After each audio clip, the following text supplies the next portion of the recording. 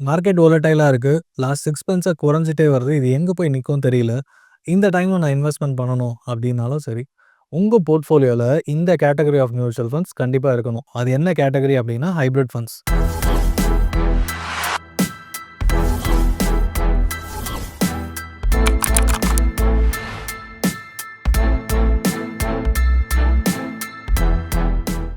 Hybrid ஃபண்ட்ஸ்னா combination of equity and debt. ஈக்விட்டினா உங்களுக்கே தெரியும். ஃபுல்லா ஸ்டாக் மார்க்கெட்ல இன்வெஸ்ட்மென்ட் பண்றது. ஒரு லார்ஜோ, மிட்டோ, ஸ்மாலோ இல்ல காம்பினேஷன் ஃப்ளெக்ஸி, மல்டி எது எடுத்தாலும் ஒரு கம்ப்ளீட் ஸ்டாக்ஸ் மட்டும் தான் இருக்கும். ஒரு 30 கம்பெனிலேருந்து 100, 200 கம்பெனி வரைக்கும் கூட ஒரு கம்ப்ளீட் மியூச்சுவல் ஃபண்ட் ஸ்கீம்ல இருக்கிறதுக்கான வாய்ப்புகள் கண்டிப்பா இருக்கு.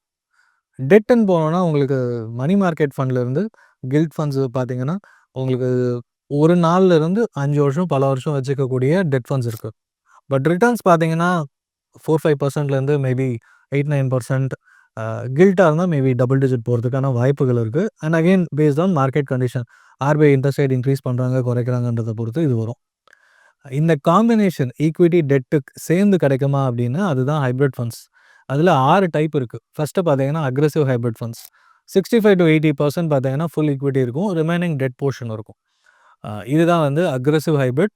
ஸோ உங்களுக்கு வந்து ரிஸ்க்கு 65-80% தான் ஈக்விட்டில எடுக்குறாங்க. ரிமைனிங் டெட் இருக்கிறதுனால, மார்க்கெட் கண்டிஷன பொறுத்து 80% வந்து 65%ஆ குறைச்சுக்கலாம். மீதிய வந்து டெட் இருக்கும்போது, மார்க்கெட் என்ன ஆனாலும் டெட் மூலமா உங்களுக்கு வந்து ஒரு அ ரிட்டர்ன்ஸ் கண்டிப்பா கிடைச்சிரும். அரவுண்ட் 8-9%. ரிமைனிங் ஈக்விட்டில எப்படி இருந்தாலும் அது லாபகரமா இருக்கிறதுக்கான வாய்ப்புகள் உண்டு. அகைன் இது வந்து ஒரு 2-3 இயர்ஸ்க்கு மேல அட்லீஸ்ட் அரவுண்ட் 3+ இயர்ல இருக்கீங்கன்னா, இந்த அக்ரெசிவ் ஹைபிரிட் ஃபண்ட்ஸ் போலாம். கன்சர்வேட்டிவ் ஹைபிரிட் ஃபண்ட்ஸ்னா 20% ஈக்விட்டி, ரிமைனிங் 80% வந்து டெட்ல இருப்பாங்க. ஸோ ஈக்விட்டி 20% வந்து உங்களுக்கு மார்க்கெட் சூப்பரா இருக்கும்போது நல்ல ரிட்டர்ன்ஸ் எடுத்துக் குடுக்கும். வோலடைலா இருக்கு, இல்ல இப்ப இருக்கிற மார்க்கெட் கண்டிஷன் பார்த்தீங்கன்னா, நெகட்டிவ் ரிட்டர்ன்ஸ் வந்தாலும் ஈக்விட்டில இருந்து டெட்ல 80% வந்து உங்களுக்கு 8% வந்து வச்சிருந்தாலும், கூட குறைய ஒரு 7-9% இல்ல 10% ரேஞ்ச்ல மார்க்கெட் நல்லா இருக்கும்போது வரதுக்கு வாய்ப்புகள் இருக்கு. இது வந்து conservative hybrid funds. Arbitrage funds அப்படின்னு போனீங்கன்னா, கேஷ் மார்க்கெட் அதாவது ஈக்விட்டி மார்க்கெட்ல டெய்லி வாங்கி இல்ல டெலிவரி எடுத்து ட்ரேட் பண்றோம். இது கேஷ் மார்க்கெட்ல வாங்கி டெரிவேட்டிவ் செக்மெண்ட்ல விக்கிறது. ஸோ இந்த காம்பினேஷன் பார்த்தீங்கன்னா, இது மியூச்சுவல் ஃபண்ட் கம்பெனிஸ் பண்ணுவாங்க. இது ஆர்பிட்ரேஜ்ன்னு சொல்லுவாங்க. இது வந்து யூசுவலா ஒரு 7% கிடைக்கும். இது யார் யுட்டிலைஸ் பண்ணலாம் அப்படின்னு பார்த்தீங்கன்னா, நான் எஃப்டில சும்மாவே வச்சிருக்கேன். 1 இயர் இந்த பணத்த எடுக்க மாட்டேன் அப்படின்னா, நீங்க இன்னைக்கு போட்டு 1 இயர் கழிச்சு எடுத்தீங்கன்னா, அப் டூ 1.25 லேக்ஸ் வந்து capital gains tax free. So நீங்க ரூ. 1,00,000 போடுறீங்க. ஒரு வருஷத்துல ரூ. 7,000 வருதுன்னா, ரூ. 7,000 டாக்ஸ் ஃப்ரீ ரிட்டர்ன்ஸா எடுத்துக்கலாம். இது எஃப்டில போட்டிருந்தீங்கன்னா, இன்ட்ரெஸ்ட்டுக்கு டாக்ஸ்லாம் பேஸ் பண்ணி கட்ட வேண்டியிருக்கும். டெட் ஃபண்ட்ஸ்ல போட்டிருந்தாலும் உங்களுக்கு சேஃப்டி இருக்கும். பட் ஆனா, அகைன் ஷார்ட் டெர்ம் கேபிட்டல் கெயின்ஸ்க்கு டாக்ஸ் பே பண்ண வேண்டியிருக்கும்.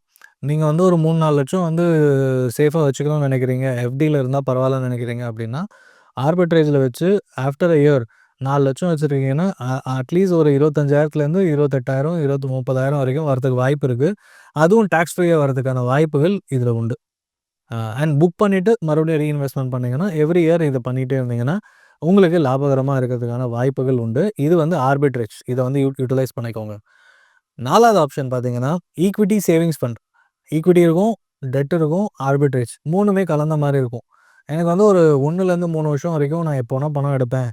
கொஞ்சம் எஃப்டியோட பெட்டர் ரிட்டர்ன்ஸ் கிடைக்குமா அப்படின்னா, இந்த ஆப்ஷன் தேர்ந்தெடுக்கலாம். ஈக்விட்டி சேவிங்ஸ் ஃபண்டுன்னு சொல்லுவோம். அடுத்த 2 பார்த்தீங்கன்னா, எல்லாருக்கும் தெரிஞ்ச balanced advantage fund and multi asset allocation fund. Balanced advantage ஃபண்டுனா 50-50% மார்க்கெட் கண்டிஷனுக்கு ஏத்த மாரி இன்வெஸ்ட்மென்ட் பண்ணுவாங்க. அண்ட் ஈக்விட்டி போர்ஷன் அதிகரிக்கிறது, குறைக்கிறது எல்லாமே இந்த டைனமிக் அசெட் அலோகேஷன்னும் இத சொல்லுவாங்க. சில மியூச்சுவல் ஃபண்ட் ஸ்கீம்ஸ் வந்து டைனமிக் அசெட் அலோகேஷன் வச்சிருப்பாங்க. சில mutual fund schemes balanced advantage ஃபண்டுன்னு வச்சிருப்பாங்க. ஸோ ஓவராலா பார்த்தீங்கன்னா, எனக்கு ஈக்விட்டில எப்போ என்ட்ரி எக்ஸிட் தெரியல, டெட்ல என்ட்ரி எக்ஸிட் தெரியலன்றவங்க பேலன்ஸ்ட் அட்வான்டேஜ் ஃபண்ட் கண்ண மூடிட்டு இன்வெஸ்ட்மென்ட் பண்ணலாம். அண்ட் அகைன் இதுலயுமே வந்து ஒரு 3, 4 வருஷத்துக்கு மேல இருக்க போறீங்க அப்படின்னா, மாடரேட் ரிட்டர்ன்ஸ். ஈக்விட்டில அதிக ரிஸ்க், அதிக ரிட்டர்ன்ஸ்ன்னு சொல்றோம்னா, பேலன்ஸ்ட் அட்வான்டேஜ் ஃபண்ட்ல உங்களுக்கு ஒரு 4, 5 வருஷம் இருக்கீங்க அப்படின்னும்போது, ஒரு நல்ல மாடரேட்டா ஒரு 12% 10-12% தாராளமா எதிர்பார்க்கலாம். லாஸ்ட் ஆப்ஷன் பார்த்தீங்கன்னா, மல்டி அசெட் அலோகேஷன் ஃபண்ட். இது பார்த்தீங்கன்னா, equity, debt, gold, silver maybe சிலதுல இன்க்ளூட் பண்றாங்க.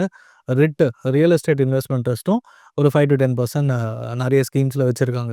இதோட அட்வான்டேஜ் என்னன்னா, எல்லா அசெட் கிளாஸும் இதுல மல்டி அசெட்ல வந்துருச்சு. ஈக்விட்டி இருக்கு, டெட் போர்ஷன் இருக்கு, கோல்டு, சில்வர் இருக்கு, ஃபைனலா ரெட்டும் இருக்கு. இப்படி எல்லாமே இருக்கும்போது நான் நான் ஏன் ரிஸ்க் எடுக்கணும்? ஃபண்ட் மேனேஜர் கிட்ட பணம் குடுத்துடுறேன். அவங்க வந்து எதில போட்டா கரெக்ட்டுன்னு பார்ப்பாங்க. ஸோ அதுக்கேத்த மாரி ரிட்டர்ன்ஸ் வரும். ஒரு 4 to 5 இயர்ஸ் கண்டிப்பா இருப்பீங்க அப்படின்னும்போது இதில இன்வெஸ்ட்மென்ட் பண்ணலாம். இதில பெஸ்ட் ரிட்டர்ன்ஸ் குடுத்த ஃபண்டுன்னு பார்த்தீங்கன்னா, ICICI prudential multi asset fund. இது பார்த்தீங்கன்னா 2002, 2003ல ஆரம்பிச்ச ஃபண்டு. போன வருஷத்து I think year before 21 years complete ஆகும்போது 21% ரிட்டர்ன்ஸ் குடுத்துருக்கு. எஸ்ஐபி மாடல்ல. ஸோ அப்படி பார்த்தீங்கன்னா, கோல்டு இன்க்ரீஸ் ஆகுறத விட, கோல்டு ரிட்டர்ன்ஸ விட மல்டி அசெட் ஃபண்ட் ஒரு மிகப்பெரிய லாபத்த குடுத்துருக்குன்னே நம்ம சொல்லலாம். ஸோ மல்டி அசெட் ஃபண்ட் கண்டிப்பா உங்க போர்ட்ஃபோலியோல வச்சுக்கிறது நல்லது. உங்களோட ரிட்டயர்மென்ட்டுக்காகவோ, இல்லன்னா லாங் டெர்ம் மோர் தென் 10 இயர்ஸ் இருக்கு அப்படின்னா, நெறைய இன்வெஸ்ட்மென்ட் பண்றீங்க அப்படின்னா, இது ஒரு portion multi asset fund investment பண்ணலாம். இல்ல ஒரு ஃபர்ஸ்ட் டைம் இன்வெஸ்டர் ரிஸ்க் எடுக்க வேணாம். எனக்கு வந்து ஒரு நல்ல ரிட்டர்ன்ஸ் வரணும் அப்படின்னு எதிர்பார்க்குறீங்க அப்படின்னாலும், மல்டி அசெட் ஃபண்ட் எடுத்துக்கிறது ரொம்பவே நல்லது. ஸோ இந்த 6 சொல்றோம். இது 6மே பார்த்தீங்கன்னா ரிஸ்க் இல்லையா அப்படின்னா, ரிஸ்க் இருக்கு. ஏன்னா ஈக்விட்டி போர்ஷன் அதிகமா இருக்கும்போது ரிஸ்க்கும் இருக்கும். இப்போ கோவிட் மாரி சிச்சுவேஷன் பயங்கரமா ஃபால் ஆச்சு. அந்த மாரி டைம் வந்ததுன்னா, இந்த ஹைபிரிட் ஃபண்ட்ஸும் மேபி -2 -3% இல்ல 1-3% ரிட்டர்ன்ஸு இந்த மாதிரி வரதுக்கான வாய்ப்புகள் கண்டிப்பா இருக்கு. பட் ஒரேடியா காலியாயிடுமா? ஆகாது. ஈக்விட்டி பிளஸ் டெட்ன்றதுனால சேஃப்டி கண்டிப்பா பெட்டர். ஃபுல் ஈக்விட்டி ஃபண்ட்ஸ் போகுறத விட ஹைபிரிட்ல போகும்போது கொஞ்சம் பெட்டராவே இருக்கும். அண்ட் ஒன்ஸ் அந்த ஃபண்டோட பெர்ஃபார்மன்ஸ் அதே மாதிரி ஈக்விட்டில எப்படி ரிஸ்க்கோ, டெட் ஃபண்ட்ஸ்லயும் ரிஸ்க் இருக்கு. ஏன்னா ஆர்பிஐ இன்ட்ரெஸ்ட் ரேட் ஏத்த குறைக்க இது ஆட்டோமேட்டிக்கா ஏற குறைய இருக்கும். பட் இந்த combination of different combination of hybrid funds பார்த்தீங்கன்னா, ஒன்னொன்னுத்துலயும் ஒரு மாதிரி ஈக்விட்டி டெட் ஆர்பிட்ரேஜ் இருக்கும். ஈக்விட்டி சேவிங்ஸ்ல பேலன்ஸ்ட் அட்வான்டேஜ்ல பியூர் ஈக்விட்டி கேஷ் செக்மெண்ட்ல இருக்கும். மல்டி அசெட் ஃபண்ட் கூட கோல்டு, சில்வர் வரும். கன்சர்வேட்டிவ் இல்ல அக்ரெசிவ் ஹைபிரிட் ஃபண்ட் பார்த்தீங்கன்னா, ஈக்விட்டி டெட் போர்ஷன் மாறி மாறி இருக்கும். இந்த டிஃபரெண்ட் காம்பினேஷன்ஸ் இருக்கிறதுனால நமக்கு வந்து நான் எந்த டெட்ல போடுறேன்னு கவலைப்பட வேணாம். ஆர்பிஐ இன்ட்ரெஸ்ட் ரேட் குறைக்கிறாங்க, ஏத்துறாங்கன்றத பத்தி யோசிக்க வேணாம். எனக்கு ரொம்ப சேஃபா வேணும்னா கன்சர்வேட்டிவ் ஹைபிரிட். கொஞ்சம் பரவாயில்ல ரிட்டர்ன்ஸ் நல்லதா வேணும்னா அக்ரெசிவ் ஹைபிரிட். இந்த மாதிரி நீங்க சூஸ் பண்ணிக்கலாம். ஒன்னொன்னுத்துக்குமே ஒரு டைம் பீரியட் இருக்கு. அதுக்கேத்த மாரி பணத்த போட்டுக்கலாம். அண்ட் மாடரேட் இன்வெஸ்டர்ஸ்க்கு மோர் சூட்டபிள் ஹைபிரிட். பட் எல்லாருமே இதில ஒரு போர்ஷன் வச்சிருந்தீங்கன்னா, இதுதான் asset allocation, part of asset allocation, டைவர்சிஃபிகேஷன்னு சொல்லுவோம். ஃபுல் ஈக்விட்டி இருக்கும்போது நமக்கு தைரியம் இருக்குன்னா பரவாயில்ல. பட் மார்க்கெட்ல லாஸ் ஆகும்போது நான் லாஸ் புக் பண்றதுக்கு பதில் ஹைபிரிட்ல வச்சிருந்தேன்னா அந்த அளவுக்கு லாஸஸ் இருக்காது. ஸோ இந்த மாதிரி காரணங்களுக்காக ஹைபிரிட் ஃபண்ட்ஸ நீங்க தேர்ந்தெடுக்கலாம். காம்போசிட் இண்டெக்ஸ் இது பெஞ்ச்மார்க்ன்னு பார்த்தீங்கன்னா, ஒவ்வொரு ஹைபிரிட் ஃபண்ட்ஸும் ஒவ்வொரு பெஞ்ச்மார்க் இருக்கும். அது என்னன்றத பார்த்து அவங்க டேட்டா ஷேர் பண்ணுவாங்க. அதுக்கேத்த மாரி நீங்க இன்வெஸ்ட்மென்ட் பண்றது தெரிஞ்சுக்கலாம். எவ்வளோ ரிட்டர்ன்ஸ் வரும் அப்படின்றதையும். இதுக்கு மேற்பட்டு உங்களுக்கு ஹைபிரிட் ஃபண்ட்ஸ் ரிலேட்டட் டவுட்ஸ் இருக்கு அப்படின்னா, கீழ கமெண்ட் பண்ணுங்க. Will be happy to answer your questions. Thank you for வாட்சிங். ஃபேமிலி ஃப்ரெண்ட்ஸ் எல்லாம் விட்டுட்டு வெளிநாட்டுல போய் ரொம்ப கஷ்டப்பட்டு பணம் சம்பாரிச்சுட்டு இருக்கீங்களா? இப்படி கஷ்டப்பட்டு சம்பாரிச்ச பணத்தை எங்க சேமிக்கிறது, எப்படி சேமிக்கிறது, எங்க சொத்து வாங்கினா கரெக்டா இருக்கும்னு, டாக்ஸை எப்படி மெயின்டைன் பண்றதுன்னு குழப்பத்திலே இருக்கக்கூடிய என்ஆர்ஐயா நீங்க? உங்க சந்தேகங்களை தீர்க்கிறதுக்காக தான் ஈடி தமிழ் எக்ஸ்க்ளூசிவான நிறைய கண்டென்ட்ஸ் எடுத்துட்டு வர போறாங்க. இதை மிஸ் பண்ணாம நீங்க பார்க்கணும் அப்படின்னா ஸ்கிரீன்ல தெரியக்கூடிய வாட்ஸ்அப் நம்பரை கான்டாக்ட் பண்ணுங்க.